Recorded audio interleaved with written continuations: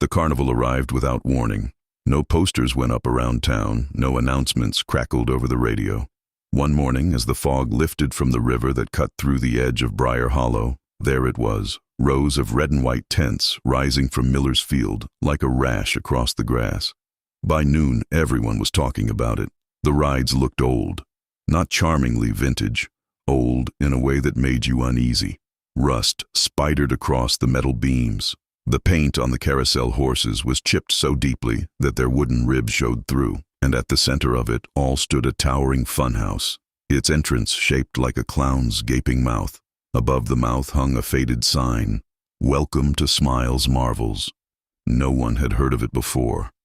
16-year-old Mara Ellison watched from her bedroom window as trucks, long, unmarked, matte black trucks, rolled out of town just as quietly as the carnival had appeared. No one saw them arrive. No one seemed to know who owned the land they were parked on. It was as if Briar Hollow had simply grown a carnival overnight. "Probably just passing through," her father said over dinner. "They'll be gone in a week." But they didn't leave in a week. They didn't leave at all. Instead, strange things began to happen. The first to go missing was a boy named Tyler Grimm. He was 12, reckless, and desperate to prove he wasn't afraid of anything. He'd bragged at school that he'd sneak into the carnival after closing time. He never came back. The police searched the grounds the next morning. The carnival workers, silent, pale figures in identical gray uniforms, stood by and watched without expression. They found nothing. No footprints, no signs of a struggle. Just Tyler's red baseball cap lying in the grass near the funhouse entrance. The clown's mouth. Mara didn't like clowns. She never had. Not since she'd been 5 years old and a birthday party performer had leaned too close, his painted smile cracking as he whispered, "I know what you're afraid of." She had never told anyone what she was afraid of. She didn't plan to start now. But 3 days after Tyler disappeared, Mara's little brother, Owen, came home from school clutching a bright yellow balloon. "Where did you get that?" she asked. He grinned. "The clown gave it to me." Her stomach dropped. "What clown?" "The tall one, with the silver teeth." Owen's grin faltered. "He said he works at Smiles Marvels." The balloon string tightened around Owen's wrist as if tugged by an unseen hand. Mara reached for it.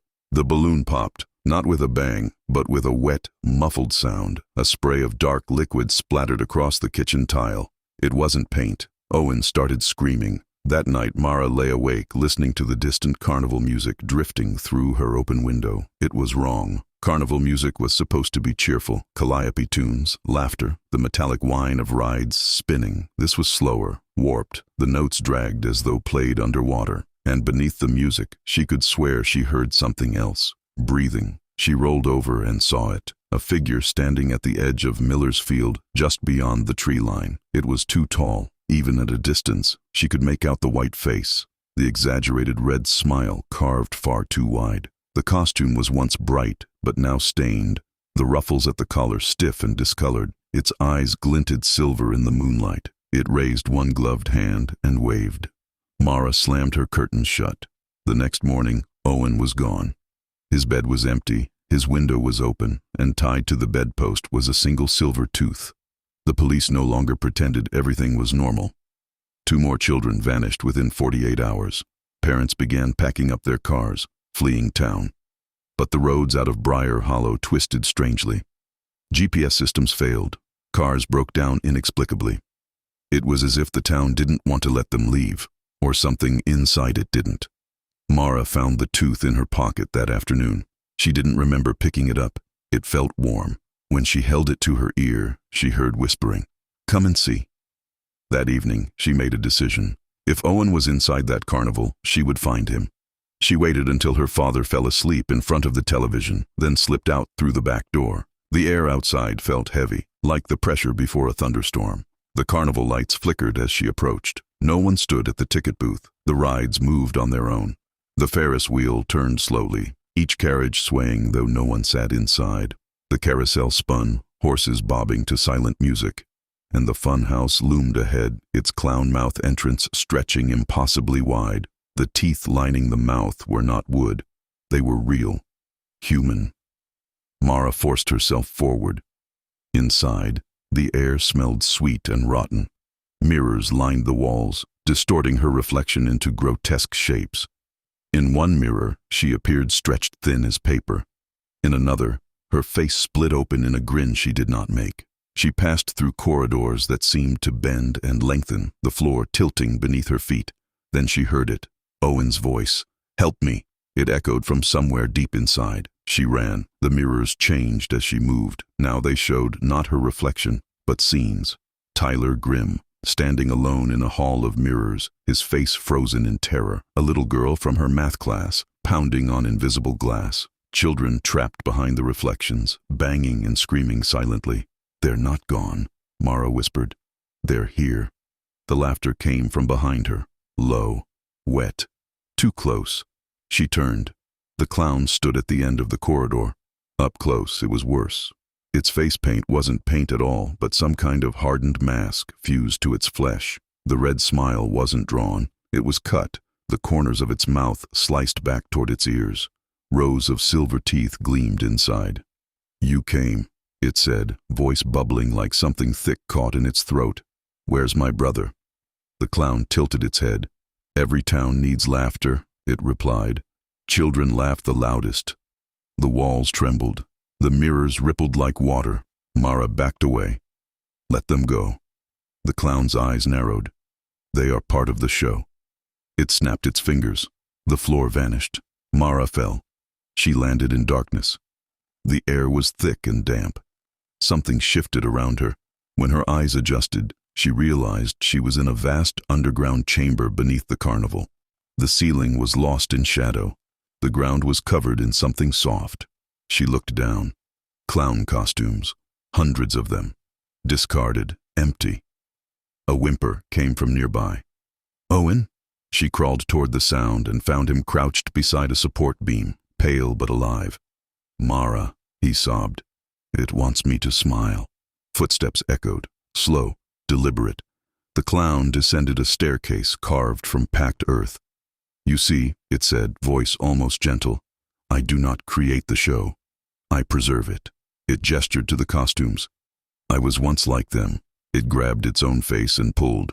The mask peeled back slightly, revealing something beneath. Another face, smaller, childlike, screaming. Mara felt her stomach lurch. "The carnival feeds," the clown continued. "It must, or it fades." "And if it fades?" she demanded. The clown smiled wider. "It chooses a new face."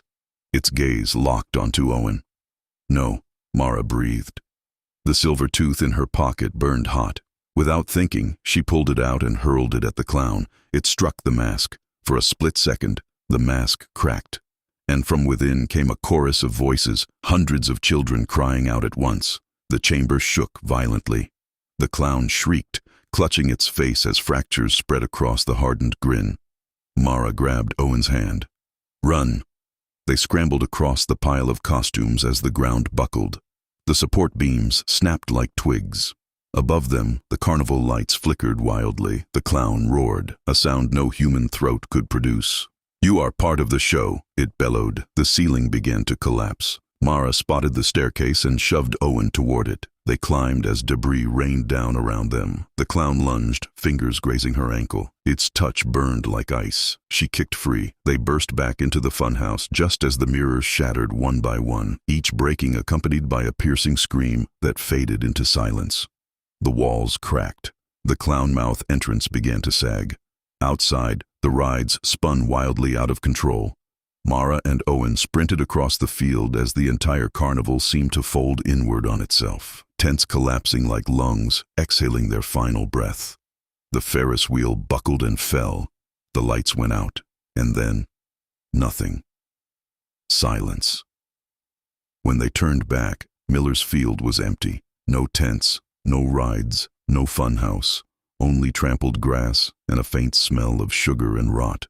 The police didn't believe their story, but the missing children were found the next day, all of them, wandering the outskirts of town, dazed but unharmed. None remembered where they'd been, except Tyler. He wouldn't speak. He only stared at his reflection in windows and mirrors, touching his teeth as if counting them. The carnival never returned. Briar Hollow slowly began to feel normal again. Almost. Months later, Mara stood at her bedroom window. The field lay quiet under the moonlight. She was starting to think it had all been some shared nightmare. Then she saw it.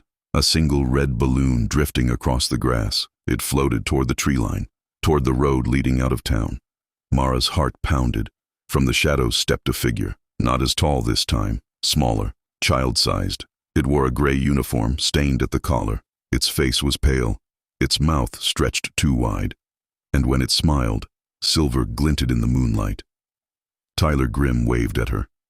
Behind him, far down the road, lights flickered in the darkness. Carnival lights, waiting for the next town.